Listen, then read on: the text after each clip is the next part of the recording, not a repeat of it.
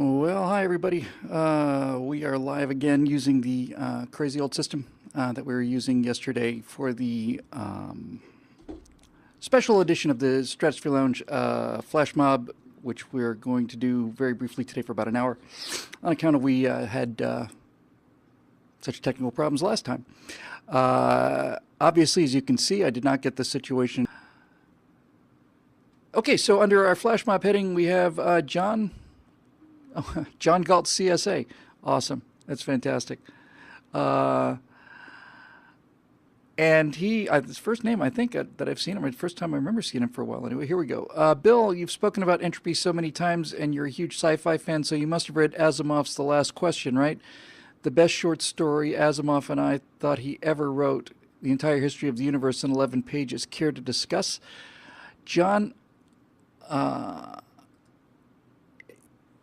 is that yeah, by the way, let me just post that up there. If you're not getting me, you might want to just refresh.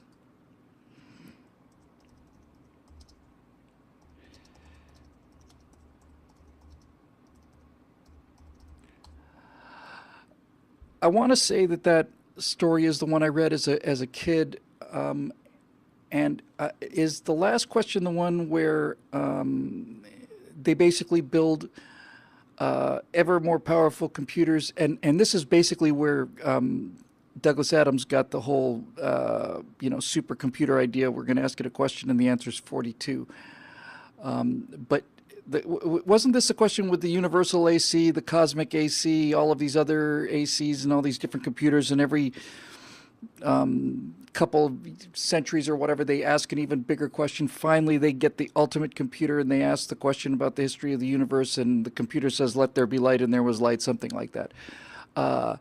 Yeah, I read that quite a long time ago, and I was obviously very impressed by it because I remember it pretty clearly.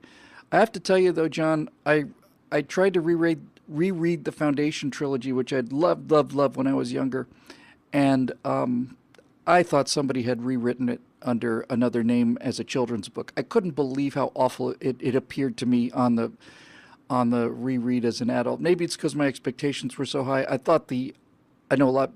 Foundation, I remember it a lot better than I remember The Last Question. But I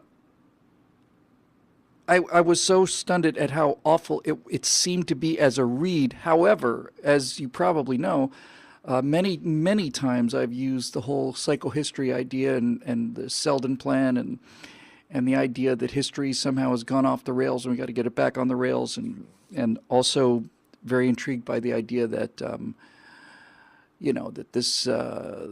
this kind of darkness is coming, and we got to buckle down, and instead of it being 2,000 years of darkness, it's going to be 200 years of darkness or something like that. But in any event, you didn't miss a lot, Aesop. I think we probably missed 3 whole minutes of me talking about brushing my hair. In any event, I don't really have much more to say about it other than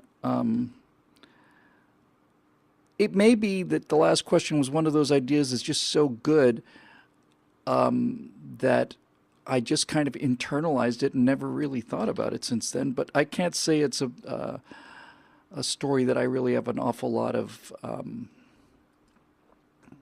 to say about, to be perfectly honest with you. Sorry about that. Wish I could have given you a better answer. Hopefully.